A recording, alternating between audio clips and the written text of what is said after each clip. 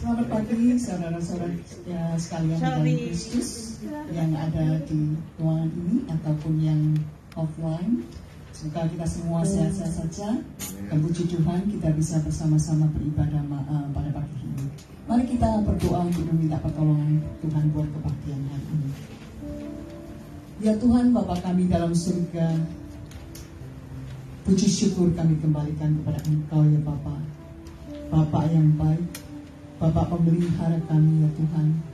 Terima kasih atas kasih setiamu dan berkat-Mu selama seminggu ini ya Tuhan. Di mana Kau mampukan kami untuk datang kembali pada hari untuk kebaktian ya Tuhan. Kami juga menyerahkan teman-teman kami yang masih dalam perjalanan. Kau sertai mereka sampai di sini dengan selamat.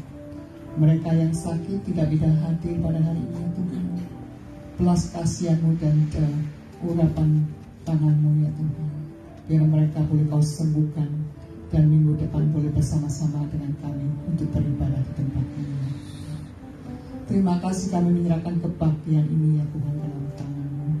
Hamba-Mu Pak Pipi, Kau urapi dia, berbicaralah kepada kami melalui hamba-Mu ini ya Tuhan. Ya setiap kami ada di sini ataupun yang ada di rumah mempersiapkan hati kami. Buka telinga kami, buka hati kami ya Tuhan untuk mendengarkan firman-Mu. Bukan sekadar mengenalkan ya Tuhan, tapi bisa kami lakukan ya Tuhan, terapkan dalam kehidupan kami sehari-hari. Jadikan kami sebagai terang-Mu, sebagai garam-Mu. Kami juga menyerahkan tim musik, puji-pujian kami, puji-pujian yang akan disampaikan bila menjadi bau-bauan harum di hadapan kami. Kebaktian ini ya Tuhan, kami serahkan di dalam nama Tuhan Yesus dari awal sampai akhir. Amin. Amin.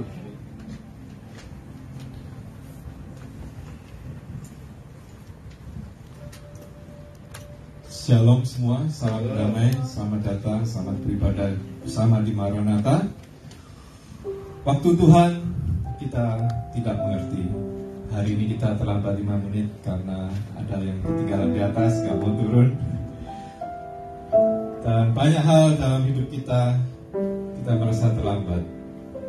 Dan kita tidak tahu bagaimana waktu Tuhan itu. Tapi kita sebagai orang percaya, kita percaya bahwa Tuhan, waktu Tuhan ada yang terbaik buat mereka yang percaya kepadanya. Mari kita puji Dia, kita nyanyikan waktu Tuhan.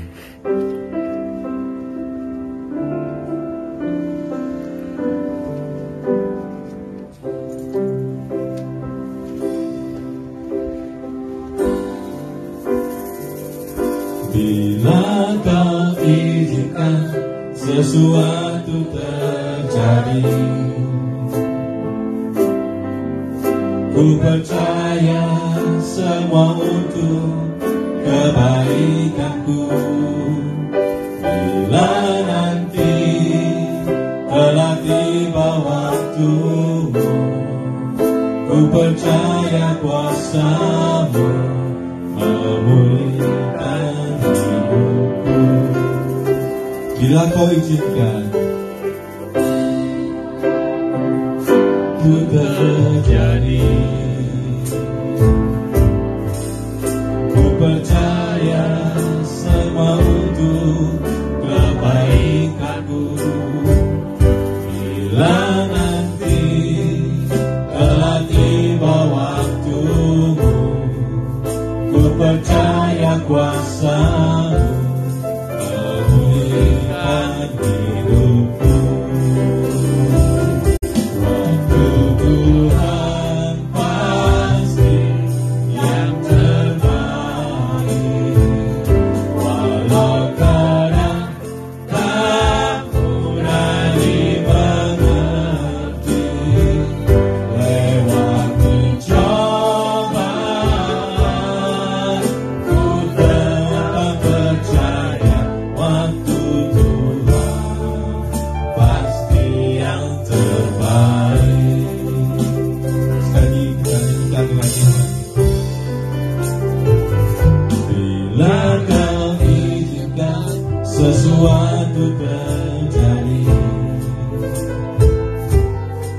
ku percaya semua untuk kebaikanku.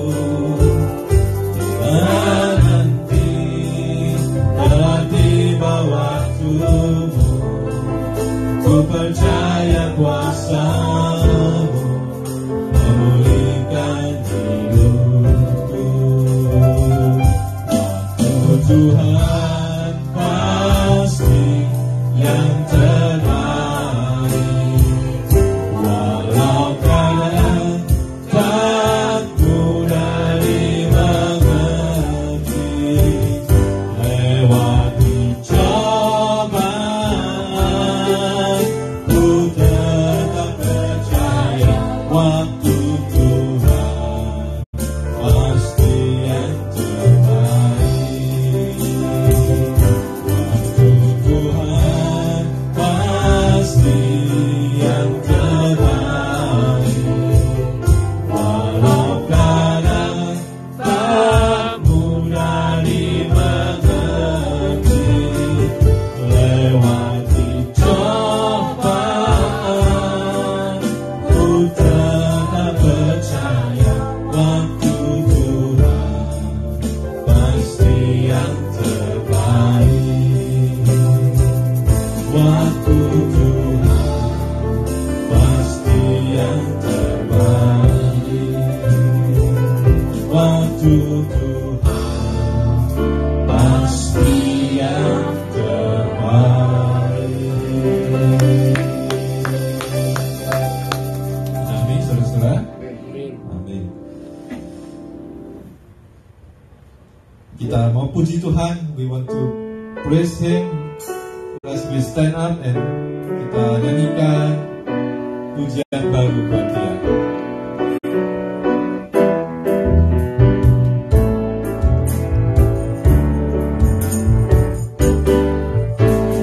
Tuhan memberikan nyanyian baru dalam mulutku untuk memuji-muji Allah kita. Banyak orang akan melihatnya dan menjadi takjub, lalu percaya kepada Tuhan. Tuhan memberikan nyanyian baru dalam mulutku untuk memuji-muji Allah kita. Banyak orang akan melihatnya dan menjadi takjub, lalu percaya kepada Tuhan. Yesus cinta saya, Yesus cinta saya, Yesus cinta kamu, Yesus cinta semuanya, firman-Nya digenapi. Yesus cinta saya, Yesus cinta kamu, Yesus cinta semuanya, firman-Nya digenapi. Sekali, Tuhan memberikan nyanyian baru dalam mulutku untuk memuji-muji Allah kita. Banyak orang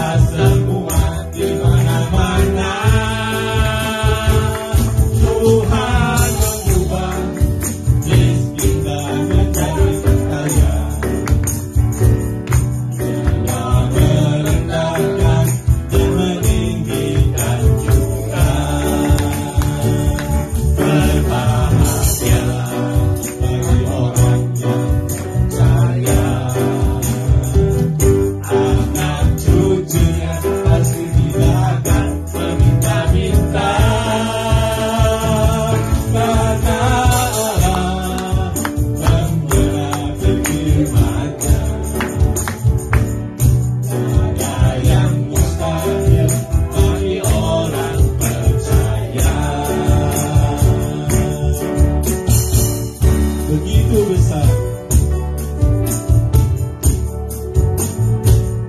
Begitu besar kasih Allah pada kita.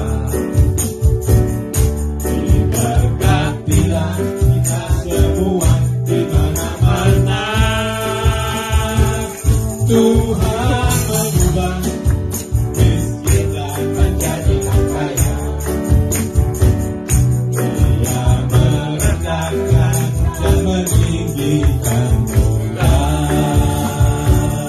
Berbahagia bagi orang yang percaya. Anak cucunya pasti tidak akan meminta-minta.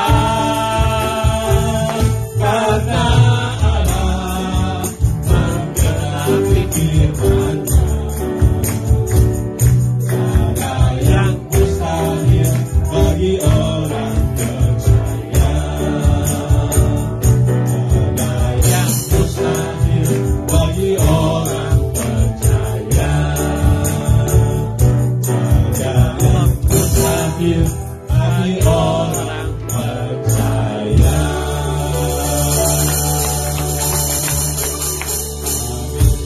Ada sukacita? Amin. Silakan duduk, please have seat.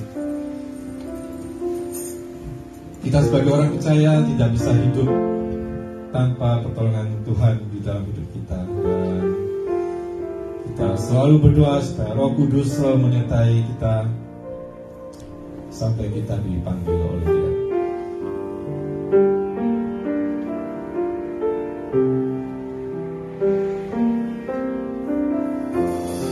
Ini lagu minggu lalu ya, dan ini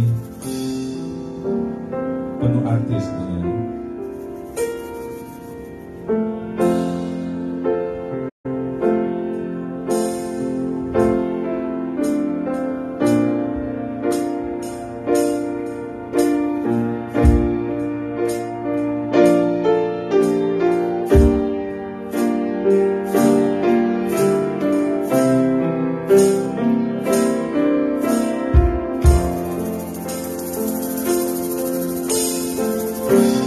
Bila engkau tak besertaku,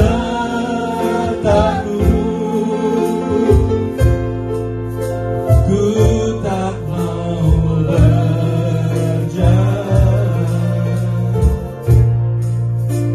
Ku perlu Tuhan, pimpin langkahku dengan kasih karunia-Mu.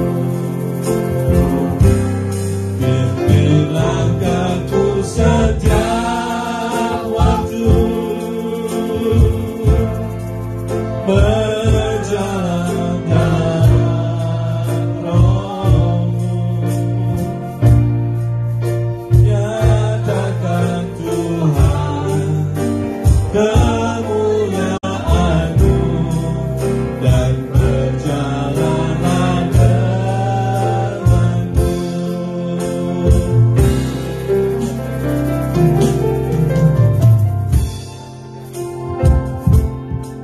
Kita nyanyikan bahasa Inggrisnya.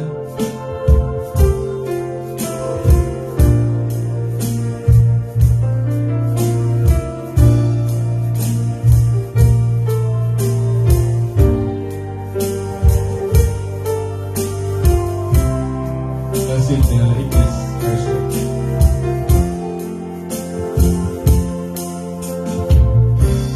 If your presence doesn't go with us, Lord, we don't want to leave this place. Lord, we need you near as we go from here, to lead us by your love and grace. May your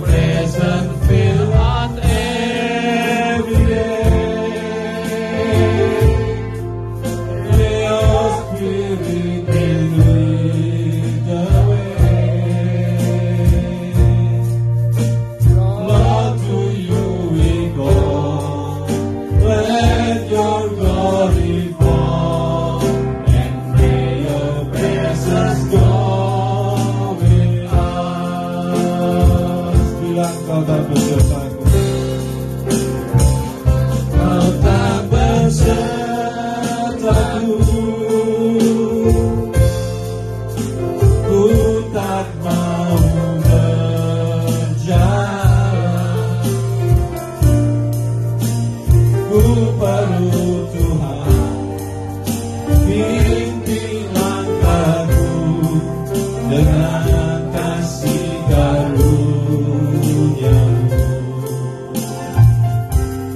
Pimpin langkahku setiap waktu, berjalan dalam Roh-Mu. Nyatakan Tuhan kemuliaan-Mu dan berjalanlah denganku. Nyatakan Tuhan kemuliaan-Mu dan berjalanlah denganku. Nyatakan Tuhan kemuliaan-Mu dan berjalanlah denganku.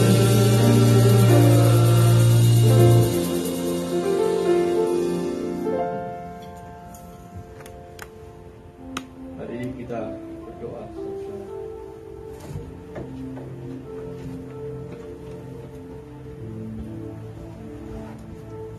Tuhan, kami telah Engkau mampukan melewati tahun 2022. Kini kami memasuki perjalanan baru di tahun ini, 2023. Besertalah dengan kami. Kami tak mungkin terus berjalan jikalau tanpa penyertaan-Mu. Bapa, kami membawa diri dan hidup kami dan hari esok kami, dan kami ingin berjalan bersama dengan Engkau. Biarlah roh dan firman-Mu selalu menuntun dan membimbing, memimpin dan meneguhkan, menegur dan menghibur, sehingga dimanapun kami berada dan jalan apapun yang kami lewati, kami tidak takut bahaya, sebab Engkau beserta kami. Terima kasih Tuhan, kami menyambut firman-Mu di dalam nama Tuhan Yesus.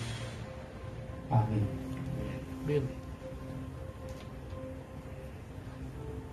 Saudara-saudara sekalian, kita akan membaca Injil dari Markus 4 ayat 35 sampai dengan 41. Bacaan kita hari ini di bawah tema cara Tuhan menyertai kita, diambil dari Markus 4, 35, 41. Demikian kisahnya. Pada hari itu, waktu hari sudah petang, Yesus berkata kepada mereka, "Marilah kita bertolak ke seberang." Mereka meninggalkan orang banyak itu, lalu bertolak dan membawa Yesus beserta dengan mereka dalam perahu di mana Yesus telah duduk, dan perahu-perahu lain juga menyertai Dia. Lalu mengamuklah taufan yang sangat dahsyat, dan ombak menyembur masuk ke dalam perahu, sehingga perahu itu mulai penuh dengan air. Pada waktu itu, Yesus sedang tidur di buritan di sebuah bilang. Maka murid-muridnya membangunkan Dia dan berkata kepadanya, "Guru, Engkau tidak peduli kalau kita binasa?" Ia pun bangun, menghardik angin itu, dan berkata kepada danau itu, "Diam, tenanglah." Lalu angin itu reda dan danau itu menjadi teduh sekali. Lalu ia berkata kepada mereka, "Kenapa kamu begitu takut? Kenapa kamu tidak percaya?" Mereka menjadi sangat takut dan berkata seorang kepada yang lain, "Siapa gerangan orang ini, sehingga angin dan danau pun taat padanya?" Demikianlah pembacaan Injil. Berbahagialah kita yang mendengar firman Allah dan memeliharanya. Haleluya. Saudara sekalian, di dalam ilmu komunikasi dikenal bahasa yang namanya body language, bahasa tubuh. Selain bahasa ucapan, manusia itu menggunakan bahasa tubuh, baik dia sadari atau tidak. Di dalam ilmu komunikasi didapati ternyata yang lebih banyak berbicara itu adalah bahasa tubuh kita. Body language kita itu lebih bicara daripada ucapan kita. Prosentasenya lebih besar body language kita. Oleh karena itu ada orang menasihatkan kalau kita berkomunikasi, jangan cuma mendengar apa yang dia ucapkan, tetapi perhatikanlah apa yang dia tidak ucapkan. Perhatikanlah bahasa tubuhnya, body language. Nah, hari ini kita ada dalam tema cara Tuhan menyertai kita. Dan kita mau melihat dalam cerita ini ada 3 body language. Ada 3 bahasa tubuh Tuhan Yesus yang hendak kita baca. Apa artinya? Kita tidak memperhatikan apa yang dia ucapkan, tetapi kita berfokus pada apa yang dia tidak ucapkan, yaitu bahasa tubuhnya. Ada 3 dalam cerita ini, bahasa tubuh Tuhan Yesus. 1, dia duduk. 2, dia tidur. 3, dia bangun. Duduk, tidur, bangun. Kita akan memperhatikan 3 body language Tuhan Yesus ini. Yang pertama, ayat 38. Mereka meninggalkan orang banyak itu lalu bertolak dan membawa Yesus beserta dengan mereka dalam perahu di mana Yesus telah duduk. Yesus duduk di perahu itu apa artinya? Saudara sekalian, pada zaman itu yang namanya Rabi Yahudi, itu kalau mengajar di sinagog itu rumah ibadat orang Yahudi. Kalau mereka mengajar, itu mereka duduk. Itu rabi-rabi kalau mengajar di sinagog duduk. Nggak kayak pendeta sekarang, kalau mengajar berdiri di mimbar. Kita tidak menemui sekarang ada pendeta yang mengajar di mimbar sambil duduk, kecuali kalau dia sakit. Tapi rabi-rabi zaman dahulu itu kalau mengajar di sinagog, mereka duduk. Gestur duduk ini yang dipakai di sini ketika Yesus mengajar.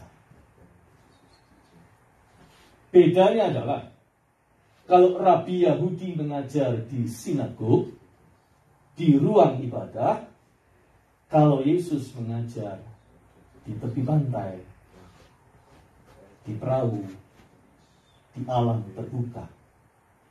Apa maksudnya? Maksudnya adalah Yesus itu mengajar di mana-mana. Pengajaran Tuhan itu ada di mana-mana. Tidak hanya ada di gereja, tidak hanya ada di Bible class, Bible study class, tidak hanya ada di tempat perkuliahan, seminari teologi, tetapi pengajaran Tuhan Yesus itu ada di dalam kehidupan sehari-hari. Dia duduk di atas perahu, di alam terbuka, dan mengajar semua orang yang ada di situ. Inilah cara Tuhan mengajar, cara Tuhan menyertai kita. Yang pertama, yaitu Dia mengajar kita lewat semua hal yang terjadi di dalam kehidupan ini. Life, hidup ini adalah sebuah pentas pengajaran Tuhan. Tuhan itu mengajar kita lewat alam semesta. Bahkan bahkan di dalam Alkitab, manusia bisa belajar dari semut dalam kitab Amsal. Kita ini belajar dari alam semesta. Kita belajar dari lingkungan di sekitar kita. Kita belajar dari pengalaman masa lalu kita. Kita belajar dari pengalaman hidup orang lain. Kita belajar dari apa yang kita alami sehari-hari. Jangan pernah berhenti untuk mengamati dan belajar dari apa saja. Sebab di situ Tuhan Yesus memberitahu kita bagaimana kita itu menjalani hidup. Dia menyertai kita dengan jalan mengajar kita banyak perkara. Supaya semakin bertambah umur kita, semakin bertambah wisdom kita. Pemazmur berkata, ajarlah kami menghitung hari-hari kami sedemikian, sehingga kami beroleh hati yang bijaksana. Setiap hari, Anda dan saya akan menjumpai pengajaran Tuhan. Lewat apa saja. Saudara, kemarin saya dan istri saya menyempatkan nonton sebuah film. Film itu berjudul The House of Gucci. Mungkin ada yang sudah pernah nonton. Film ini bercerita tentang kerajaan bisnis Italia. Anda tahu itu produk tas atau sepatu dari merek Gucci yang terkenal itu. Ini bercerita tentang keluarga Gucci itu.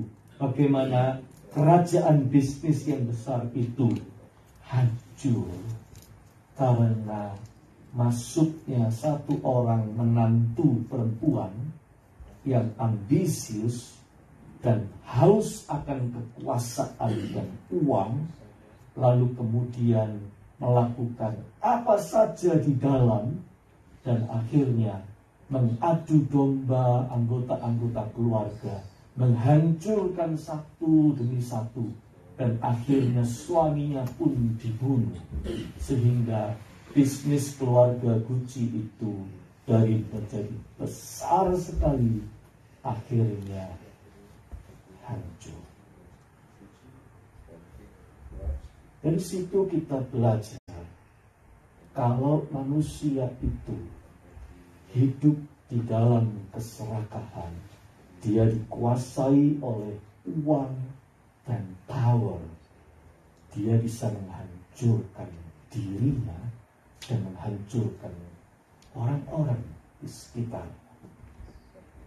Saudara sekalian, dan ada banyak pelajaran yang didapat kalau kita memperhatikan kisah hancurnya keluarga kerajaan bisnis Gucci itu. Oh, tapi bukan cuma itu. Apa saja yang ada di dalam hidup ini bisa memberi kita pengajaran banyak. Kita bisa belajar baik dari diri sendiri, dari pengalaman hidup kita, maupun kita bisa belajar dari pengalaman hidup orang lain. Kita bisa belajar dari kejadian-kejadian yang kita alami sehari-hari. Ingat, Yesus itu mengajar kita di mana-mana, di dalam kehidupan kita setiap hari. Saudara sekalian, tetapi ada kalanya, ada pelajaran-pelajaran hidup yang kita tidak akan bisa dapat mengerti kalau kita tidak mengalaminya sendiri. Nah, itu sebabnya ada bahasa tubuh Tuhan yang kedua, yaitu tidur. Dan itu dalam cerita ini digambarkan adalah ketika badai datang dalam hidup kita. Storm. Murid-murid itu berada di dalam perahu dan saat itu Danau Galilea sedang diserbu angin badai. Danau Galilea itu, saudara-saudara, seperti mangkuk air besar yang berada 700 kaki di bawah permukaan air laut. Danau Galilea itu dikelilingi oleh bukit-bukit, sehingga udara di atas permukaan danau itu hangat. Tanya sama Andre ya, yang suka jalan-jalan ke sana. Nah, tetapi juga kalau suatu saat udara di puncak bukit yang mengelilinginya yang dingin itu bertiup bersama angin, itu bisa berputar di atas Danau Galilea karena dia dikelilingi oleh bukit-bukit. Nah, kalau angin itu berputar, dingin, bercampur udara hangat di permukaan Danau Galilea, itu sewaktu-waktu dalam hitungan menit bisa menghasilkan angin badai di Danau Galilea. Dan itulah yang terjadi pada waktu itu. Tiba-tiba tanpa diduga ada badai besar, sehingga dalam kondisi apa, di mana dikatakan di situ mengamuklah taufan yang sangat dahsyat dan ombak menyembur masuk ke dalam perahu sehingga perahu itu mulai penuh dengan air. Stop. Tuhan menyertai kita dengan cara Dia tidur pada waktu badai datang dalam hidup kita. Kaget kita. Kok malah tidur? Badai datang kok Tuhan tidur? Tapi itulah yang terjadi di sini.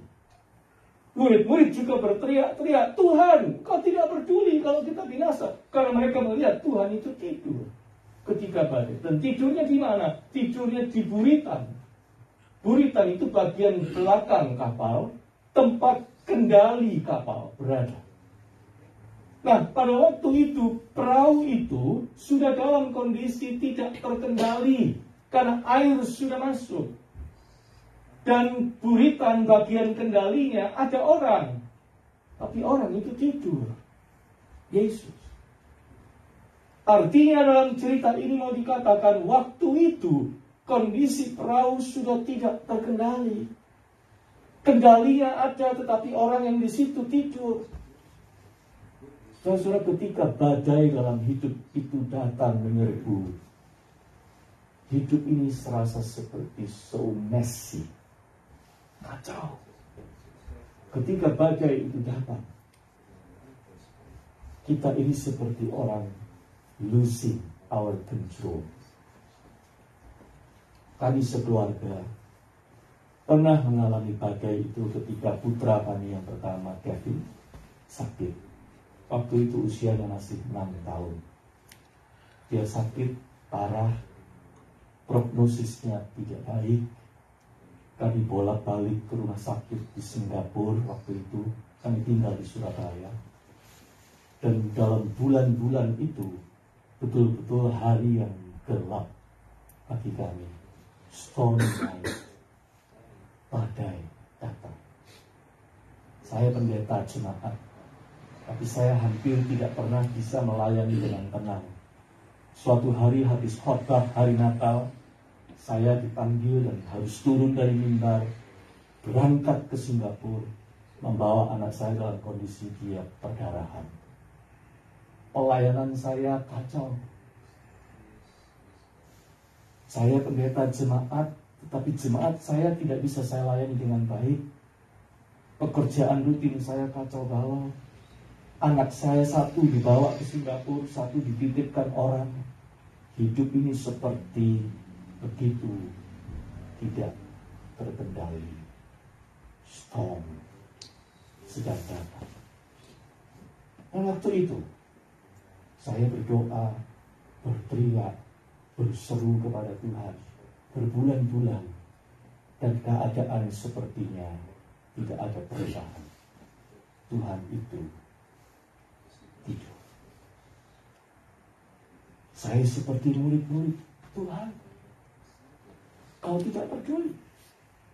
Engkau tidur. Tapi dalam kenyataan, saudara-saudara, memang begitu. Tuhan mengambil jarak. Tuhan tidur bukan karena Tuhan tidak peduli, tapi Tuhan sedang make a distance dengan kita supaya kita betul-betul merasakan hempasan, gempuran, ombak dan storm itu sampai di titik kita tahu bahwa kita ini tidak berdaya dengan kekuatan kita sendiri. Semua resource yang kita punya tidak berguna karena bahaya yang datang pada kita itu greater than that. Semua persoalan yang datang lebih besar daripada resources yang kita punya. Dan saat itulah kita dibuat sadar, we are nothing without God. Dia tidur supaya Anda dan saya betul-betul merasakan gempuran badai itu kita alami sendiri. Bukan cerita orang lain, bukan pengalaman orang lain yang kita pelajari, tapi kita ini merasakan sendiri, merasakan takutnya, merasakan paniknya, merasakan lemahnya kita, sampai di titik Tuhan membawa kita untuk sadar bahwa seperti nyanyian tadi, Tuhan, kalau Engkau tidak beserta aku tidak mau berjalan. Kalau tidak ada Engkau, aku hancur. Sebagai pendeta, saya mengajari jemaat, saya mengajari umat, tapi waktu itu badai datang. Saya harus belajar sendiri dari pengalaman hidup saya. Siapa Tuhan yang saya sembah dan saya layani itu. Saya harus belajar apa artinya surrender, berserah. Saya harus belajar apa artinya mengaku bahwa saya tidak punya resources cukup. Saya memerlukan Engkau, Yesus. Dia tidur karena dia mau memberi kepada kita pelajaran berharga yang kita tidak akan dapat kalau kita tidak mengalaminya sendiri. Itulah gesture yang kedua ketika Tuhan itu tidur. Tetapi syukurlah, Tuhan bukan cuma tidur. Ada gesture yang ketiga, yaitu ketika dia bangun. Perhatikanlah ayat yang ke-39. Ia pun bangun, menghardik angin itu dan berkata kepada danau itu, diam, tenanglah. Saudara sekalian, pada waktu Yesus bangun, seluruh perhatian murid-murid kemana? Kepada dia. Waktu Yesus menghardik angin itu dan kemudian danau itu dikatakan menjadi teduh sekali. Pusat perhatian adegan itu ada pada Yesus. Artinya, murid-murid pada waktu Yesus bangun, mereka cuma melihat satu, kemuliaan. Pada waktu Yesus bangun, itulah saat di mana dia membuat kita melihat kemuliaannya, melihat bahwa God is greater than any problems we have. Badai besar itu besar. Badai besar itu lebih besar dari resources yang kita punya. Ya, tetapi Yesus lebih besar daripada badai besar. Tuhan membuat kita melihat kemuliaannya waktu dia bangun. Pemazmur berkata, Allah bangkit dan terseraklah musuh-musuhnya. Ketika Yesus bangun, badai besar itu tunduk ketika dia berkata, diam, tenanglah. Saudara, yakinlah ada waktunya dalam hidup kita Tuhan itu menyatakan kemuliaan. Sekarang putra saya Kevin sudah berusia 28 tahun. Kami sudah melewati badai itu dalam penyertaannya yang luar biasa. Saya tidak bisa cerita banyak. Singkat saja, singkat kata, kami telah dihantar pada pengalaman hidup di mana akhirnya Yesus itu bangun dan dia menyatakan kemuliaannya kepada kami. Kami belajar begitu banyak perkara. Kami diajar untuk surrender.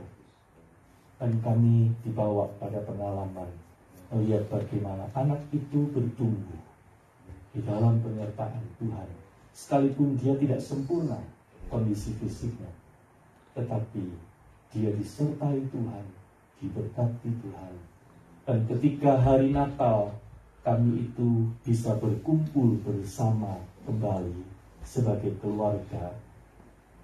Itu selalu mengingatkan saya, dulu ada Natal di mana saya harus pergi ke rumah sakit membawa dia dalam kondisi berdarah-darah.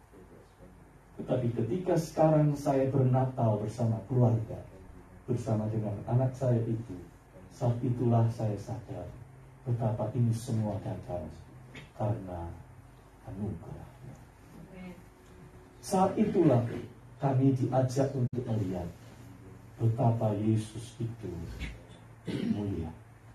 Dia lebih besar dari semua persoalan besar yang saya dan saudara hadapi. Kalau tidak ada apa-apa, hidup berjalan biasa dan normal, Yesus menyertai kita, mengajar kita banyak hal dalam hidup kita setiap hari lewat segala perkara. Tetapi ada kalanya dia mengajar kita sendiri supaya kita mengalami sendiri, yaitu justru ketika badai datang. Dan ketika badai datang, dia sengaja tidur, make a distance dengan kita, supaya kita bergumul, supaya kita tahu apa artinya takut, supaya kita tahu apa artinya bergantung hanya kepada Tuhan. Menyingkirkan semua pride kita, menyingkirkan semua kesombongan kita, menyingkirkan semua power yang kita punya untuk menyadari satu, bahwa tanpa Yesus kita bukan siapa-siapa. Dan nanti sesudah itu pada akhirnya, jangan khawatir, Tuhan itu akan menyatakan dirinya dan kemuliaannya dengan cara yang tidak pernah kita sangka. Dia akan bangun dan mengangkat kita. Seperti nyanyian, You raise me up. You raise me up so I can stand on mountains. You raise me up to walk on stormy seas. Ada waktunya Tuhan menunjukkan kemuliaannya di tengah badai. Ketika Dia meneduhkan badai itu, dan kita diarahkan pandangan kita untuk melihat Dia dalam kemuliaannya, dan kita hanya bisa geleng-geleng kepala. Siapa gerangan orang satu ini, sehingga angin dan danau pun taat kepadamu? Siapa Engkau Tuhan? Siapa aku ini, yang kecil ini, tetapi Engkau berkenan menyatakan kemuliaan-Mu kepada kami. Itulah 3 cara Tuhan menyertai saudara dan saya. Jangan khawatir. Dalam hidup sehari-hari yang normal, Dia menyertai. Dalam hidup yang tidak normal dan ada badai, kelihatannya Dia tidur, tetapi sebenarnya Dia ada di situ menyertai. Dan pada waktunya Dia akan menyatakan kemuliaannya kepada kita. Ketika Dia bangun, dan Dia pun membangkitkan kita. Raise us up. Amin. Saudara sekalian, mari kita menaikkan doa. Bapa yang di sorga, siapakah kami ini? Kami yang kecil, kami yang berdosa, kami yang sebenarnya tak punya kekuatan cukup untuk menghadapi hidup dan semua tantangan.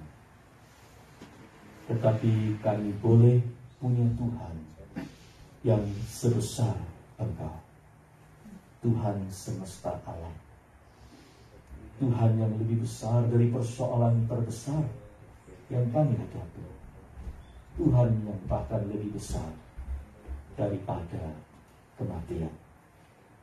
Yesus Tuhan kami, kepadamu-lah kami menyerahkan diri dan hidup kami, kesehatan kami, rumah tangga kami, pekerjaan kami, gereja kami, dan seluruh perjalanan hidup kami sehari-hari.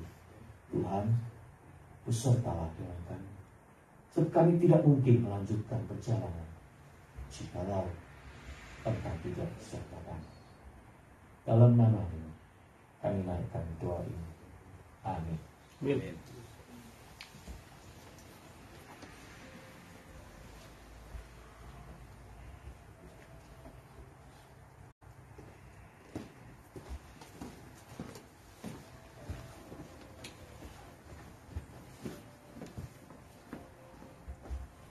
Puji nama Tuhan.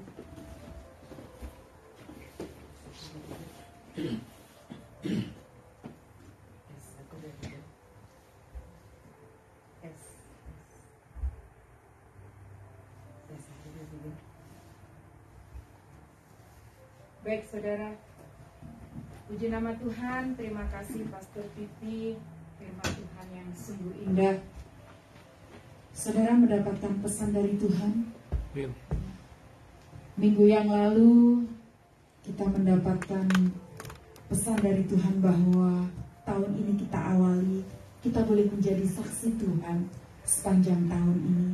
Dan pada hari ini kita mendapatkan pesan bahwa penyertaan Tuhan senantiasa bersama-sama dengan kita. Amin. Amin. Dalam keadaan apapun, Tuhan kita yang senantiasa menyertai. Puji nama Tuhan, saatnya kita akan berdoa syafaat.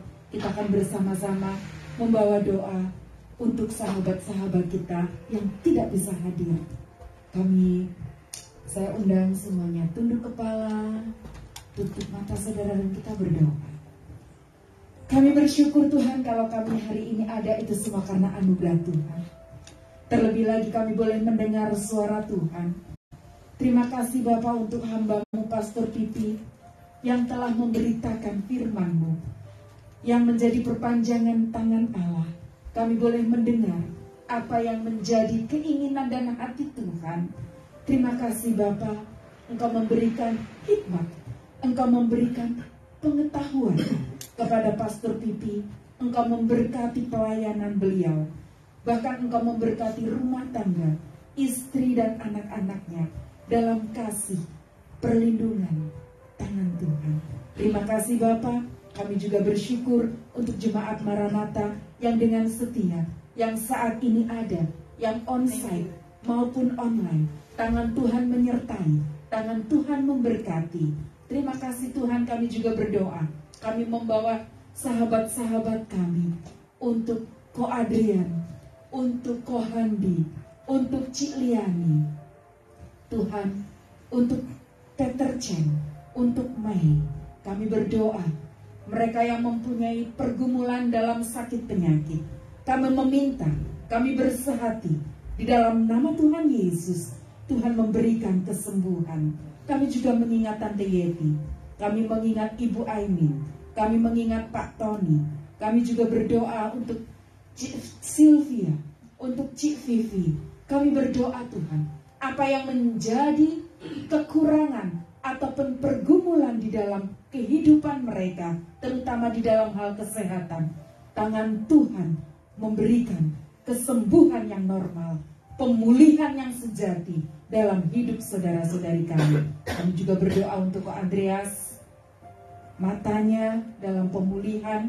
Kami juga berdoa Tuhan untuk Ko Abi. Kami juga berdoa Tuhan untuk para senior. Di sini ada Tante Olga, Tante Yuliana, ada Ciing, ada juga Tante Kristina, Pak Sugianto. Tuhan, Engkau memberkati para senior-senior kami ini. Walaupun mereka sudah di usia tua, biarlah semangat mereka tetap terus mengiringi Tuhan.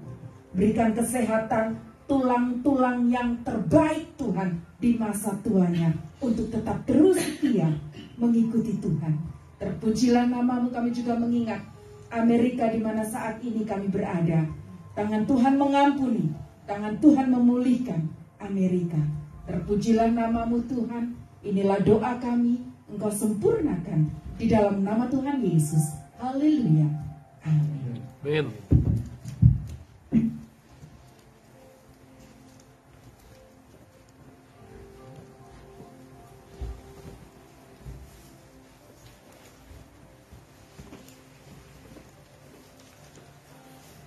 Kami akan melakukan persembahan. Sebelumnya saya akan membacakan sebuah ayat 2 Korintus 9 ayat 10. Ia yang menyediakan benih bagi penabur dan roti untuk dimakan. Ia juga yang akan menyediakan benih bagi kamu dan melipat gandakannya dan menumbuhkan buah-buah kebenaran. Amin.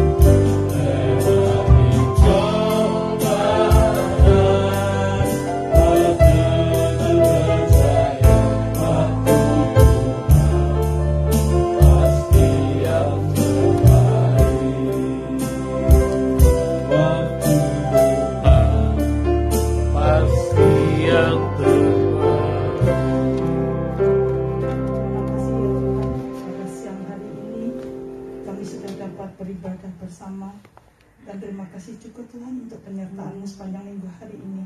Kami sudah memberikan persembahan kami yang terbaik Tuhan, yang terbaik ya Tuhan. Biarlah Kau sucikan dan kuduskan persembahan kami ini ya Tuhan. Biarlah Kau berkati juga orang yang sudah memberi maupun yang belum sempat memberi ya Tuhan. Terima kasih ya Tuhan atas penyertaan-Mu. Dalam nama Tuhan Yesus kami sudah berdoa dan mengucap syukur. Amin.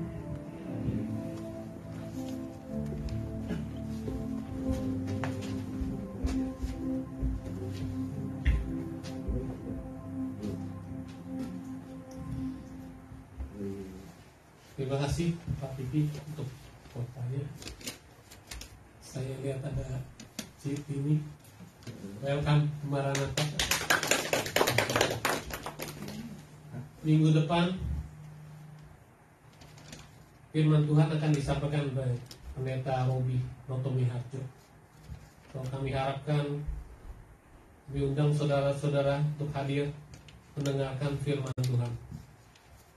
Setiap Jumat kita ada persekutuan doa jam 8 malam melalui Zoom.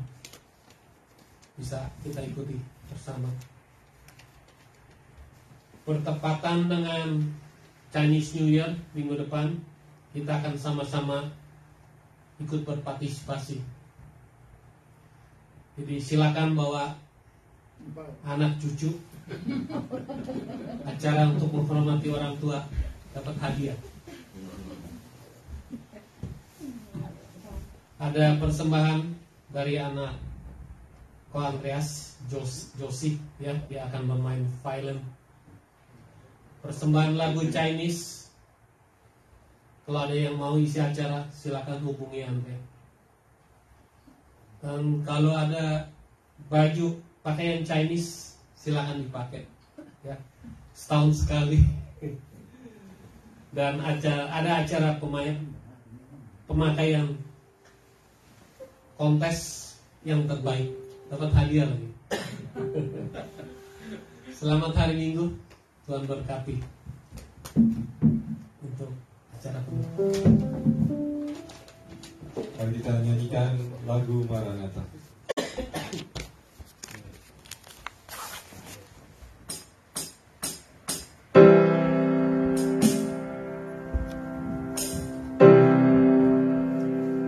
Mari kita berdiri, kita nyanyikan lagu Maranatha.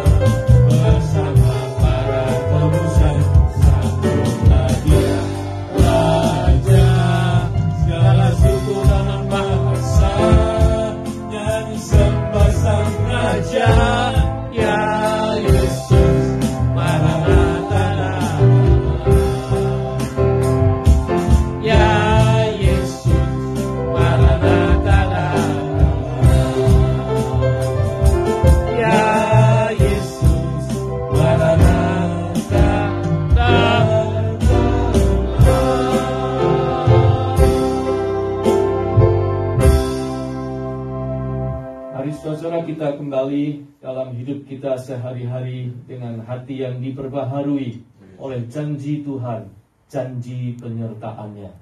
Dan layanilah Tuhan dengan hati yang penuh syukur dalam setiap hari hidupmu, serta berjalanlah bersama Dia dan terimalah berkat-Nya.